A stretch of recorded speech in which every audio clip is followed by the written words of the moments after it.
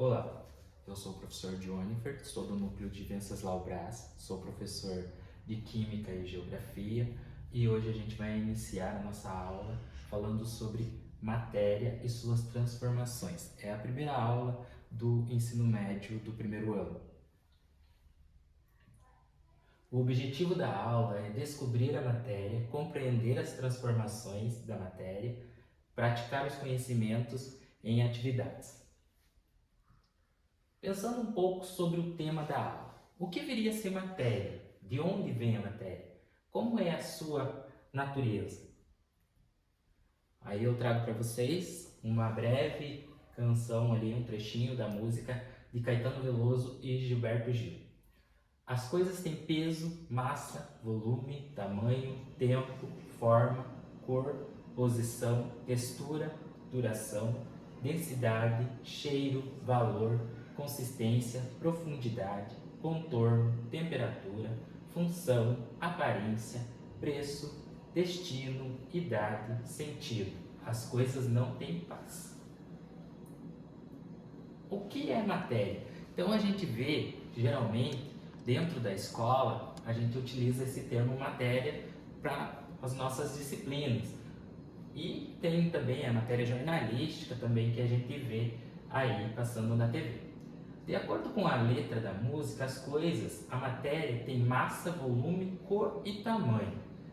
Será que tudo que conhecemos é matéria? Qual é a definição de matéria? A matéria pode ser definida em uma fase simples e abrangente.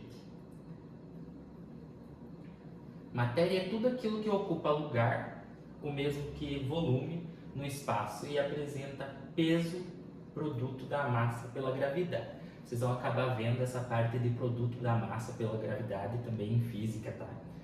Quanto de matéria há nesse pote? Consegue prever? Então eu pergunto para você, quanto de matéria que há nesse pote? Será que você consegue prever a quantidade? E daí eu trago para vocês aí alguns exemplos do que é matéria, né? Então, os móveis do nosso quarto, né, são matéria da sala, o material que a gente utiliza na escola ou até mesmo em casa para estudar, tudo isso vem de matéria. E qual que é a origem da matéria? Então, a teoria do Big Bang está entre as mais aceitas pela comunidade científica para explicar a origem do universo e também a origem da matéria. O universo surgiu a partir da explosão de uma única partícula, o átomo primordial, causando um cataclisma cósmico inigualável, há cerca de 13,8 bilhões de anos. Então, aí também surge a nossa matéria, tá? O conceito de matéria. Tudo é matéria? Certamente não. Porém, o que não é matéria é denominado energia. E eu vou citar alguns exemplos de energia para vocês.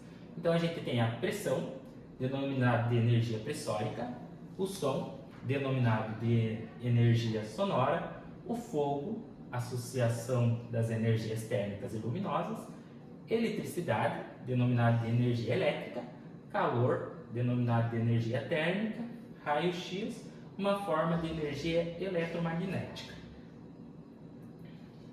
Diferença entre a matéria e a energia, né? Uma depende da outra, então vamos lá. Energia pode ser definida como sendo a força capaz de produzir ação e movimento, isto é, a capacidade que um corpo ou uma substância ou um sistema físico tem de realizar trabalho. Como já vimos, matéria pode ser definida como tudo aquilo que possui massa e ocupa um lugar no espaço. A diferença entre as duas, vamos lá?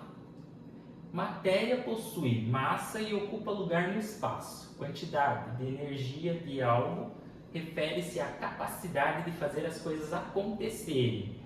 Então, a energia, eu posso citar aqui para vocês, vamos colocar assim, a energia é um carro em movimento, ele depende de energia, né? Então, ele está tendo a energia ali. Ou até mesmo o nosso corpo precisa de energia. Contudo, o nosso corpo também é feito de matéria, né? Então, um depende do outro.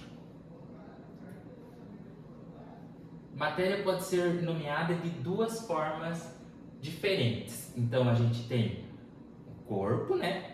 E também temos o objeto. O corpo trata-se de uma parte da matéria, exemplo, fio de lã, pedaço de vidro, tronco de uma árvore, o vento em si, né, e outros. Já o objeto é uma porção da matéria que possui uma utilização específica. Exemplo, camisa, ar comprimido, caneta, cadeira, mesa, lápis e outros. Aí eu trago para vocês alguns exemplos de corpo e objeto, né, que também fazem parte disso que acabamos de ver. Matéria. A matéria é descontínua. Por mais compacta que pareça, há sempre espaço entre as partículas. Esses espaços podem ser maiores ou menores, definindo a modalidade da matéria. Não é estática e quanto maior a temperatura, maior a agitação das partículas que compõem essa matéria. Então, de uma forma simples, né, de explicar, a gente está lá na casa, a mãe está amassando um pão, né, e daí quando ela coloca esse pão para assar, essa matéria, aquela massa ali, ela vai acabar, né, aumentando, então vai estar dilatando e vai formar alguns espaços entre ela. Transformação da matéria. A todo instante podemos observar que a matéria sofre transformações, inclusive em nós. Quando observamos a respiração animal, o amadurecimento de uma fruta, o crescimento de uma planta, o gelo derretendo, a chuva caindo, as geleiras diminuindo de tamanho, um portão enferrujado, o cozimento de um alimento, são alguns exemplos de transformação que a gente tem. As transformações de matéria. Então eu coloquei alguns exemplos, né? Os fogos de artifício, o gelo ali, a ebulição da água, né? Quando a gente está fervendo, o papel pegando fogo, né? O gelo no refrigerante. Transformação. As transformações da matéria são denominadas na química por fenômenos que indicam toda e qualquer mudança que ocorre em uma matéria, quer seja visível a olho nu ou não. As transformações ou fenômenos, elas têm classificações também. Então a gente tem a primeira, né, que é o fenômeno físico, é uma das transformações reversível e passageira, causando alteração na aparência, tamanho ou estado físico. Não ocorre alteração na continuação da matéria, ou seja, não altera a constituição da matéria. Então a gente tem ali o estado sólido da água, né? E ela passou para o estado líquido. Isso daí é um fenômeno físico. E depois a gente tem o fenômeno químico.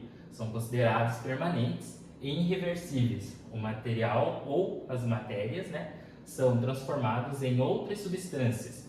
Ou substâncias são processo químico que alteram a constituição da matéria. Então é como eu expliquei já hoje, lá, né, o papel pegando fogo, né? A fruta que acaba apodrecendo e também ao ferro que tem aquela ferrugem. Aí agora é com vocês. Tendo em vista tudo o que foi abordado nesta aula, construa um mapa mental sobre a matéria. Então eu coloquei um exemplo simples para vocês fazerem essa atividade.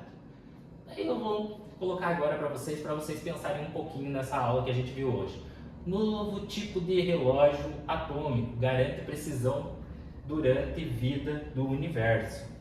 Os relógios atômicos são os cronometristas mais precisos do mundo, usando lasers para medir as vibrações dos átomos, que oscilam em uma frequência constante, como se fossem muitos pêndulos microscópicos balançando em sincronia. O que os relógios atômicos têm a ver com o conteúdo apresentado na aula? Será que há matéria nesses relógios? E daí, por fim, o que vimos na aula? Descobrimos sobre o conceito de matéria, né? Compreendemos as transformações de matéria e praticamos o conhecimento com atividades. Então, até a próxima aula e a gente dá continuidade no conteúdo.